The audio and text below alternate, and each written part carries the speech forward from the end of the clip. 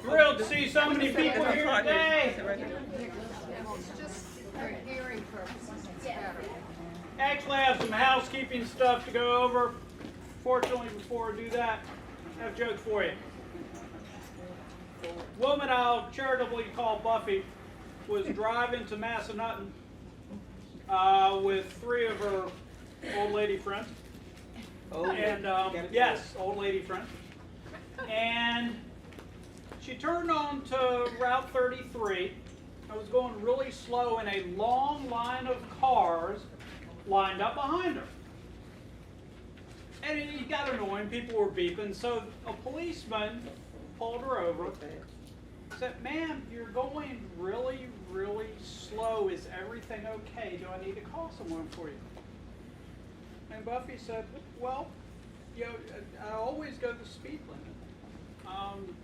There was a sign that said 33, and so I always follow the speed limit. So I'm going 33 miles an hour." And so, "Oh, well, man, that isn't the speed limit. That's the route number." Buffy said, "Oh." Then the policeman looked at her 3 friends and said, "Your 3 friends look really uncomfortable. Is everything okay? Can you explain what's going on?" He said, "Oh, well, I think I know what the problem was. I just turned off of Route 104.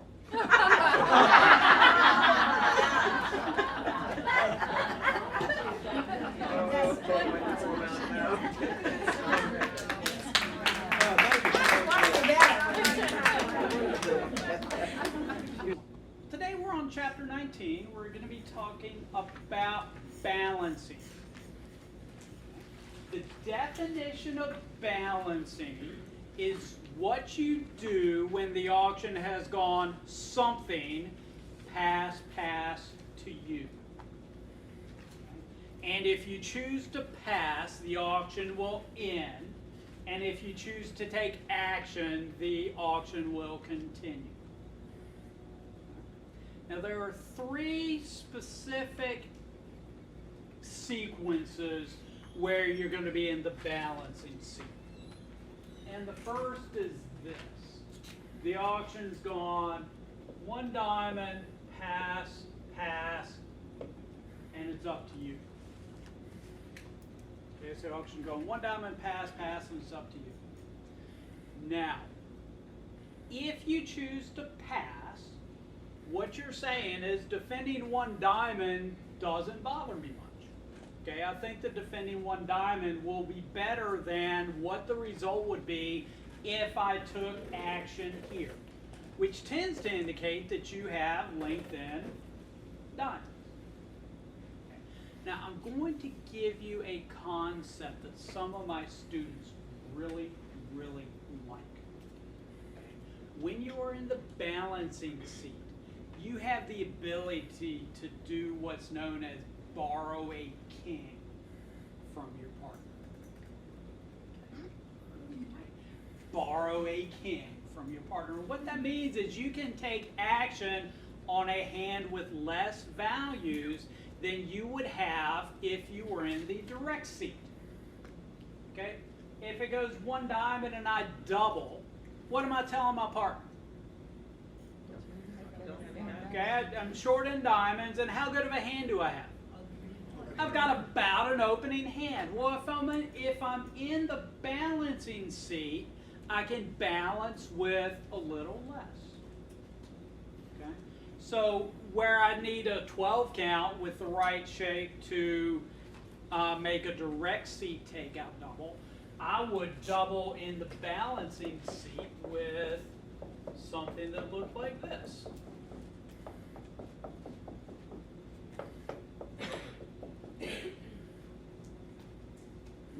That's enough for me to balance or to double in the balancing seat. Now, does my partner have something when I have a hand that looks like this? Well, I hear you saying, "I don't know." Well, what do I know about this person's hand right there? What do they have? The person who passed. Yeah, they have less than enough to respond. So my partner is marked with something. unless the opponents have totally nodded off, my partner has a little something something. We likely have about half the deck. Okay, so I am going to, and it's possible that my partner has something that looks like an opening hand, but he couldn't act in the direct seat.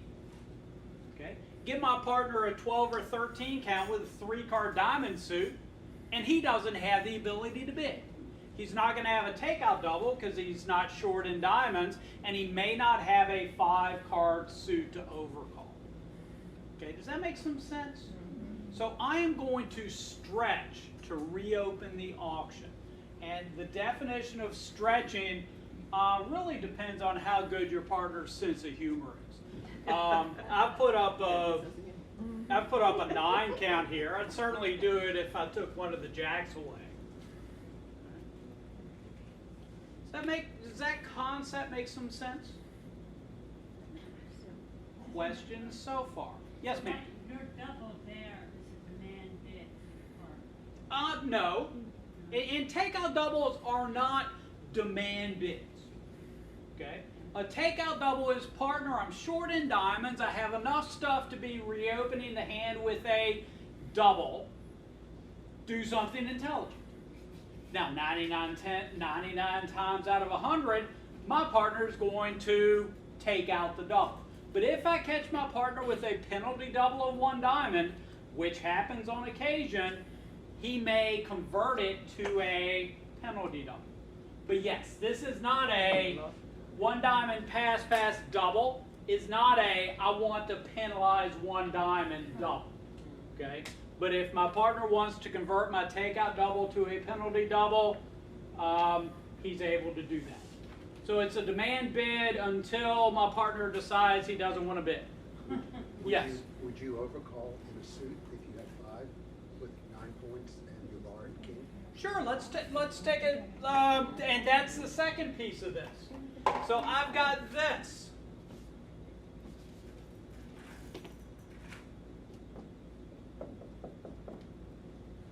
Does this look anything like a hand that I'd bid with if it went 1 diamond pass? No, I don't have a good suit. I don't have a particularly good hand, so no lead director. Okay, but in the balancing seat, my choice is: do I want to let them play 1 diamond, or do I want to keep this auction alive? Okay, and here I've got 5 spades to the jack. What bad can happen if I bid 1 spade? Oh, I hate that. Yes, I could go down, or the opponents could compete to 2 diamonds, in which case we're playing on house money. Yeah, but bad things don't tend to happen if I bid 1 spade with this hand. Okay, does that make some sense? Is that concept? So what I'm doing is I'm reopening the auction. I am keeping the auction alive in case my partner has something, which he tends to have on this auction. Because the opponents, at most, worst case scenario, have 24 points. And that's if the 1 diamond opener has a full-throated 19 count, and the guy who passed has a 5 count. Does that ever happen in your world? It happens in mine on occasion, and when it does, still bad things don't tend to happen when I balance. Okay. Yes, ma'am? What did you mean by borrow did you say borrow a king from your partner? Yes, I'm going to borrow a king. What that phrase means is I'm going to bid with 3 points less than I ordinarily would have to take action in the direct seat. Okay. So if 1 diamond double shows about an opening hand and shortness and diamonds support for all the unbids, then 1 diamond pass double shows up to a king less than an opening hand. Okay, I got it. Okay, yes ma'am. But what if you, but you only need 10 points, that's an overcall, isn't it? Well, an overcall, I will overcall on 10 points, but with a 10-point hand, I'm not going to make a takeout double. Oh, that's right. Okay? That's There's right. different requirements for an overcall and a takeout double. And, I put up a 9 count here. Again, you give me a jack less, and I'm gonna balance with one spade. Now I've got another fun hand for you.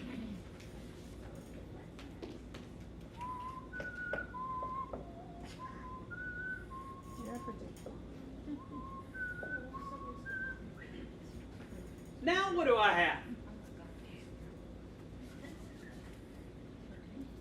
One diamond, pass, pass, and it's my bet. I've got options here. I could pass, and if I pass, we get to defend one diamond, and that looks like a reasonable spot for us. Okay, but if the opponents aren't vulnerable, I may want to, instead of defending, go on offense on this hand. Okay? And what I'm going to do, and y'all will like this, is called borrow a king. One diamond, one no trump in the direct seat shows what? 15 to 18 count, okay, of full throw to one no trump opener. Well, one diamond pass, pass, one no trump shows less than that. Okay, it actually shows 11 to 14 points. Okay, there's a space for this on your convention card that shows if I'm on the balancing seat, I can balance with less. Okay, so one diamond pass, pass, I'm going to bid a no trump with this. And the great thing about bidding one no trump at any point in the auction is you've defined your points within a narrow range. Now, I'm going to say something really important. If you play that a balancing no trump shows 11 to 14 points, it is vitally important that your partner is also playing that a balancing no trump shows 11 to 14 points. Okay, otherwise, if he has a 12 count or even a 10 count, he'll throw you in a game contract, which may be done to your detriment if you're balancing with a 12 count. Does that make some sense? Yes, ma'am. Why do you call this balancing? I don't know. I mean, it seems like to me it's just an overcall. It's reopening. I don't know why they call it balancing, but it is called balancing. So it's different from an overcall. It is different from a direct seat overcall. If I do something, I'm either overcalling or making a takeout double, but it's in a different seat. One diamond double is called the direct seat. One diamond pass, pass double is called the balancing seat. And I need less to do it if I'm in the balancing seat. Yes, sir. So what do you do if you're in the balancing seat and you actually do have 16 points and an even hand? That is a great question. What I will do, anytime that I'm too big to take an immediate action, I'm going to start with a double and then bid accordingly. So if I've got a full-throated 17 count, the auction could go like this. One diamond, pass, pass, double, okay, with my 17 count. Pass, my partner isn't in on the joke, so what's my partner going to do? He's going to bid a heart. Yeah. Then I bid a no trump. Partner, I was too big to overcall a no trump immediately, so I started with the double, and then I bid a no trump. Shows the next range up. Okay, 15 to 17 points. Very good question. Other questions? Okay. Yeah, yes, ma'am. When your partner is responding to your balancing bid, do they evaluate their hand as though they have 3 points less? That's a great question. I was going to get to that. The answer to the question is you should not hang your partner for balancing. You should not hang your partner for balancing. Your partner's already probably bidding your hand when he balances. Okay, so you should respond as though you have a king less. That's a great question. I'll give you an example of that if we have time. But yes, you should not assume that your partner has full values for his bid. Okay, good question. Other questions? I've got another sequence.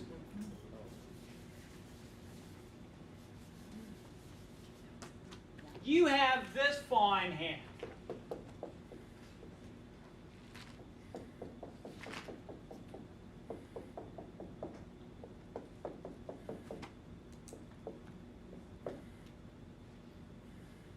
Okay, and the auction is going one heart. Does this look like a one spade overcall to y'all? No, I've got a 9 count, and I will overcall on a 9 count, but it's got to be a better suit than that. So I'm going to pass. And then the auction goes 2 hearts, pass, pass, and now it's my bid. Okay?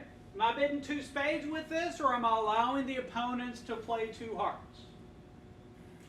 What's the vulnerability? I'm going to act like the question was, what's the vulnerability? I'm going to say that no one is vulnerable. I'm also going to say it really doesn't matter on this particular hand. Okay? But am I going to let the opponents play 2 hearts? Okay, and I see some of you nodding your head. Yep.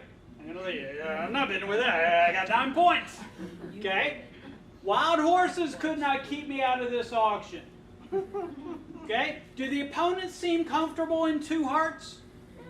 Do the opponents have a fit in 2 hearts? Yeah. Are the opponents going to make 2 hearts? Yeah, probably. Okay, because the opponents have an 8-card fit. I've got 3 of them, so my partner has at most 2. So we probably aren't taking too many heart tricks. So yeah, the opponents are likely making 2 hearts. Okay, I'm going to bid 2 spades. Now, does my partner have a good hand on this auction? We don't know, maybe. We don't know. We know. We don't know. Are the opponents in game? No. Do either of my opponents have any interest in game? No. So I'm going to start putting up high card points. How many points does a 1 heart opener have? I'll give him 14. Being generous. How many points does the 2 heart bidder have?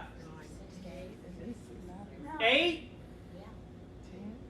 So they have, and certainly this guy could have 11 and this guy could have 6. So the opponents have about half the deck, give or take. So what do we have? About half the deck. Okay. Now the other part of this is if the opponents are comfortable, you should stretch to make them uncomfortable. Okay. If they bid now, and I got to tell you, on occasion, good things can happen here. The opponents were in 2 hearts and now they're in 3 hearts. That's good for us. Okay? We get to play 2 spades. Okay? That's probably good for us whether we can make it or not, as long as we don't go down 2. Now, on occasion, and this is happening, God, I hate it when it happens. I will, it'll go 1 heart past 2 hearts, pass past 2 spades, and one of my opponents will don't wake up. Oh my goodness! I was about to let him play 2. I was about to play 2 hearts. I meant to bid 3 hearts or 4 hearts, and I nodded off. Go. And the opponents make it to a 4 heart contract where you had the ability to allow them to play 2 hearts. Has that ever happened to anyone here? Because y'all balance aggressively. Okay, it happens to me on occasion, and when the opponents get to 4 hearts, you say, boy, I hope we can set them, because we could have let them play 2. And now they're in 4. And that is bad for us if they can make this contract. Okay? Rarely happens. Occasionally the opponents get all excited and they go down, which again, good for us. Okay. Does that make some sense? And again, if it's gone pass to you, your side probably has about half the deck. If the opponents aren't in a game contract. Okay. Questions, comments? All right, now this last one you're going to like.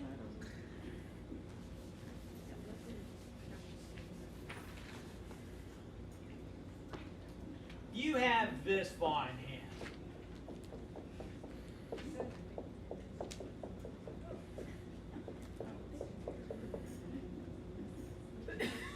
Is this an opening bid? You betcha. You open one spade, your left-hand opponent bids 2 hearts, it goes pass, pass to you.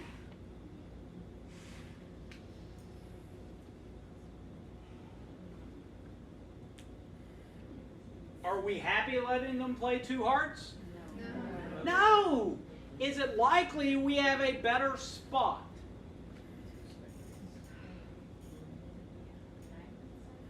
It's likely we have a better, and I don't know what that better spot might be. If only there were a way to tell my partner that I had a hand that is short in hearts with support for all the unbid suits. Wouldn't that be cool? Partner, I've got an opening hand. I'm short in hearts, but I got support for all the unbids. If there were a way for me to tell my partner that, I'd like to be able to tell my partner that. Can anyone think of such a way? Double. Now, how many of y'all play negative doubles? So what? So one spade, 2 hearts, double by your partner would be some sort of takeout bid. Okay, I would encourage you to play negative doubles. Is it so? If you're, and I heard somebody say I should bid 2 spades. I really should. Have I told my partner I have 5 spades? Yes. Does my partner know I have 5 spades? Is there a reason my partner didn't bid 2 spades if he's got spade support? Yes, because he had a rotten hand. And if he does, then when I do a takeout double, then I'll bid 2 spades. And I'll say, that hand. Okay, if my partner has lengthened diamonds or lengthened clubs, he will bid those. Now, if my partner has a hand that wants to penalize 2 hearts, and let me tell you, okay, when I've got left-hand opponent overcalling 2 hearts on 5 to the nothing, and my partner has a hand that wants to penalize 2 hearts, do you know what I want to do? I want to cooperate with my partner. I want to allow him to defend 2 hearts double. Okay, so I'm going to reopen with the double just in case my partner has a hand that wants to penalize 2 hearts. I'm going to reopen with the double. And if my partner wants to pass 2 hearts, we get to play 2 hearts double. Does that make some sense? Any questions? All right, well, I see that most of y'all have cleverly arranged yourselves in groups of 4. It's time to play bridge. Oh, yes, question. If the partner had 5 clubs and 2 spades, and they don't want to penalize hearts, do they go to It's a good, if my partner had 5 clubs and 2 spades, I'd expect them to bid 3 clubs. Okay, good question. He knows I only have a 5-card spade suit, else I likely would have bid 2 spades. Okay, so 8-card fits tend to play better than 7-card fits. All right, time to play bridge. Good luck playing.